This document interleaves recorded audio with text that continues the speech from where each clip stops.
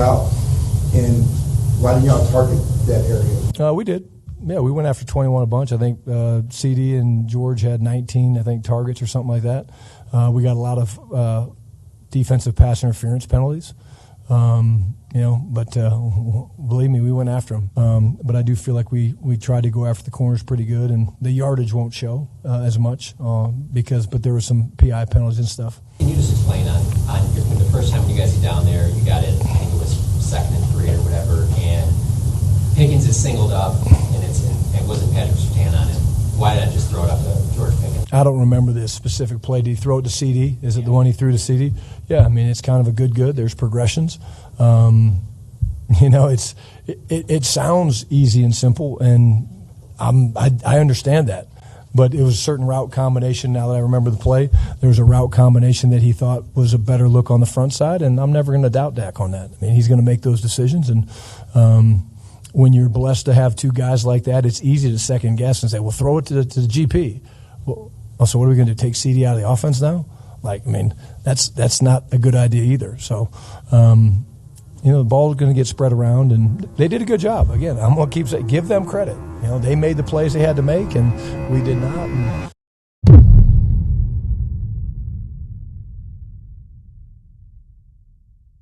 So we already talked about this defense, and I made a video already saying why we won't regret trading Micah now, because they just made improvements at the deadline. But now it's time to talk about this offense, because truthfully, this offense can become the perfect offense, but there's a lot of mental hindrances and a lot of other roadblocks that are in the way of that. Like, there are fundamental things that are holding back this offense. And from being a offense that can literally be unguardable or ungame plannable. This offense already at the start of the season is already a top 5 offense in the league. One of the most efficient passing offenses in the league. At one point, it was one of the most efficient running offenses in the league. And we were putting up closely up until the last couple of games, about 40 points per game, 30 points per game on a regular and consistent basis. But I'm gonna be honest with you, these last 2 games have showed that we keep getting in our own way. The start of the season, we saw this offense was rolling through, just completely steamrolling through even some tough defenses. We saw the Eagles, who the former Super Bowl champions. We saw the Giants, who was a very talented defense. We even saw the hyped juggernaut Packers, and then we played the Panthers, and we literally put up at least 30 points on each of those opponents. And even with, some other added hindrances like injuries. But the decline started in these last 2 games versus the Broncos and the Cardinals. And it exposed some deeper issues, and the numbers show it and coincide of what we've been seeing on film.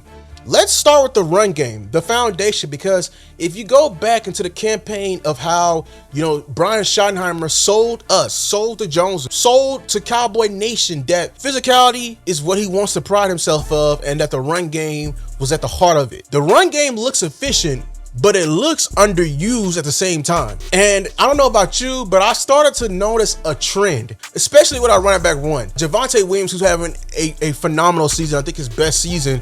But here's a very key stat I saw. He's averaging close to like 13 to 15 carries per game. And this is like very, very consistent per game.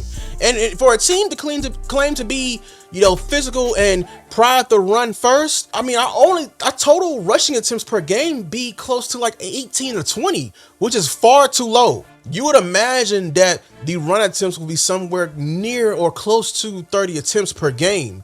So why is that? Why is your running back one always capped at 15 carries per game? I believe the answer lies in the depth. We have a depth problem at the running back. And I've been saying this since the beginning. I've gotten a lot of slack and criticism, and I've showed my work, but you do not have a legitimate running back 2 for your Dallas Cowboys. You see, like Brian Schottenheimer, I can tell he understands a lot of his team, especially he understands Javonte Williams. You should understand Javonte Williams. Javonte Williams is coming off a 2-year injury.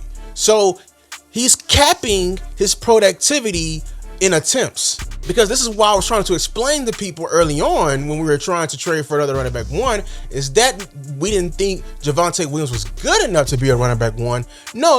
We were trying to explain to you that he's not a workhorse running back or a running back that can just tote it for 20 to 25 carries a game. But sure, sure. The attempts are just an attempt, Lou. Why are you overreacting? Because it's showing up like in the biggest moments in the game. Whenever we get to the goal line, when we're running all the way down to the goal line with one running back, we'll get there and we'll just throw it in. Sure, you can count it to play calling, but I'm just trying. I told you I'm a man of patterns and signs here.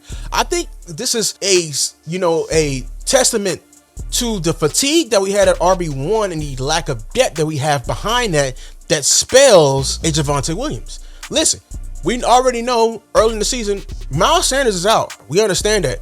And people who have been pushing Phil Maffa, he's been injured all season. I don't understand that. And then, of course, Jaydon Blue, to me, he's not a running back. He's a converted receiver, which has been proven numerous times from his college film. The way he runs, the one thing that pops out is his footwork is very clunky to be a running back. He tips a lot. Sometimes it takes him 16 steps for him to go from one way to the next. And his ball control is very inconsistent. That's why when he fumbled in the Broncos game, he got a very, very harsh, discipline action of being benched. Not even just benched. He was put immediately back off the active roster. And then Malik Davis, I thought we was gonna give him a shot, but he was recently released. I thought he was, to be the guy to get called up for be RB2.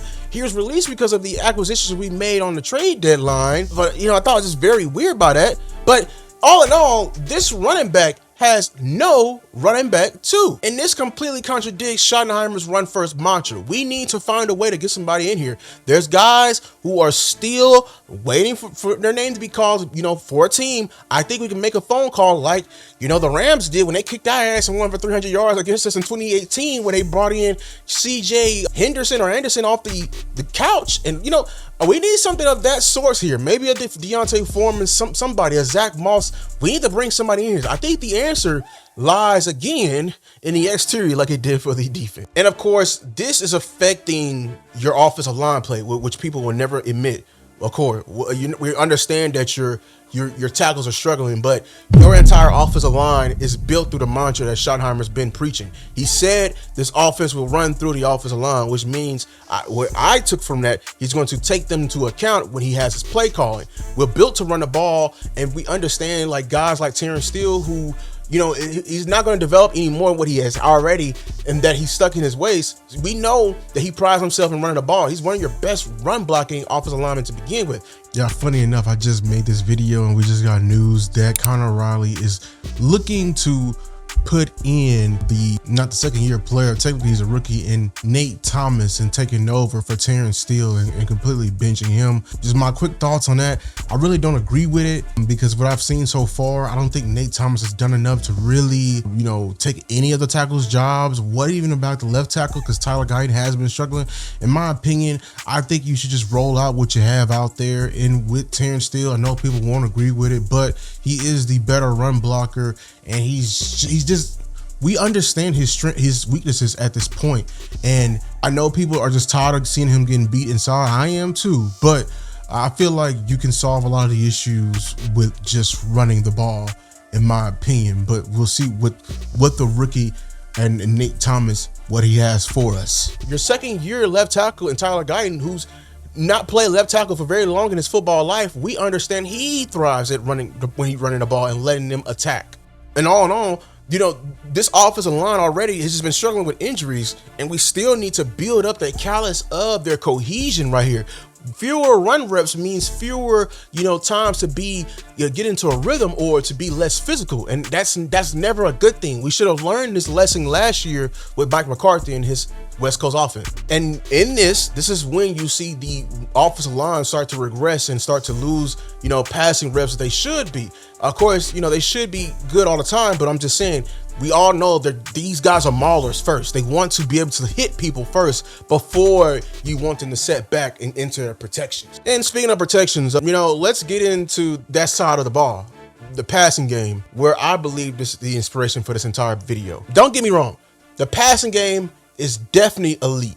Dak has been very efficient this entire, quick with reads, high completions percentage all year, proven to be elite even when CeeDee went down and missed time due to injury and George Pickens helped carry the load. But there's where the problem lies, because even during the time when CeeDee went down, Cowboy Nation, George Pickens is not a wide receiver 2, and he's not a wide receiver 1B. He's a wide receiver 1, and he's proven it through this far in the season. And honestly, I'm gonna say it, he looks like the true wide receiver 1 even when CeeDee Lamb's out there on the field. Like, the offense and what Schottenheimer tries to do, it runs better when it's running through George Pickens first. Like, do y'all remember when Washington scored and we scored in 35 or just in 3 plays? We scored in 3 plays. It was because we were going to George Pickens. CeeDee's archetype is for versatility and putting pressure on the defense from the medium to short range. He's phenomenal in the yak. While George Pickens is a vertical receiver with strong hands and high playmaker, and he embodies a physicality identity that Schottenheimer wants to bring to this offense.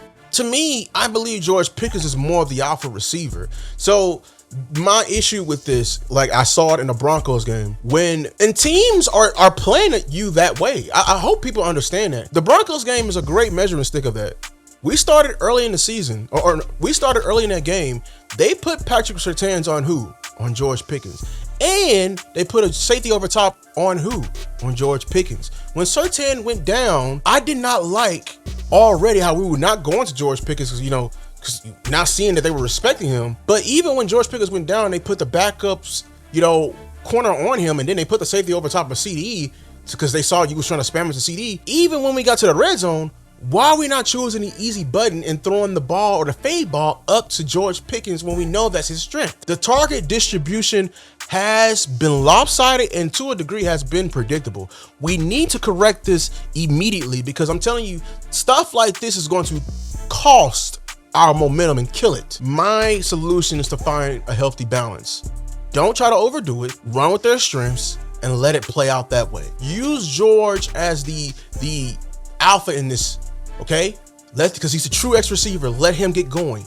Once he gets going, he starts putting the pressure, then that's where the lethality of CeeDee can come in. Use him and his versatility. It's the balance is what's going to really unlock and make us into a perfect offense. And I'm telling you, there will not be a game plan that can stop us. And of course, with the tight ends, Jake Ferguson's been solid. He's been productive, but I feel like all his productivity is schemed.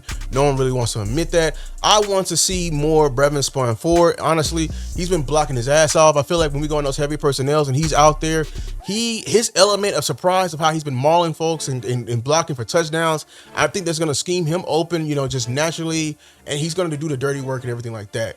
But all in all, for the offensive line, get healthy and build up to cohesion. It's rare that we have all had 5 starters, healthy at one time. I think besides the last game, the only time that's when beginning of the season. Build up the consistency and build up that rhythm. We need to get Brian Schottenheimer his running back too, because that's what's missing from this offense. And really, making this run game, what I've been preaching all year, more efficient and more deadly. Establish a clear hierarchy receiver, running through George Pickens, and let CeeDee feed off of that. I need Schottenheimer to fill in on his promises that he made to us, what he sold to us. Lead with the physicality and lead with the balance. Lead with the offensive line. And most importantly, and people won't admit it, I need the front office to stay out the way, because I know you, front office. We know you're trying to lower the price of George Pickens. Let us play football. Let us do what we need to do to win, because the bigger picture is this. We're going to need this offense to be back on the trajectory it was before we played that Broncos game. I feel like it's going to be that, especially coming off the bye, because I feel like Schottenheimer had to, necessarily babysit the defense. Now I feel like once the playmakers we got on defense shall allow Schottenheimer to once again focus on the offense again, and we can get back to executing. Cowboy Nation, I'm telling you right now, this offense has a chance to be one of the best Dallas Cowboys offenses ever. but we're in our way. We have to limit the hindrances, limit the turnovers, limit the penalties, and get back executing to what we know. That's my time, Cowboy Nation. The blueprint is here. The talent is here. The stats are there. Make sure to like, subscribe the video, hype the video. Until next time. Peace.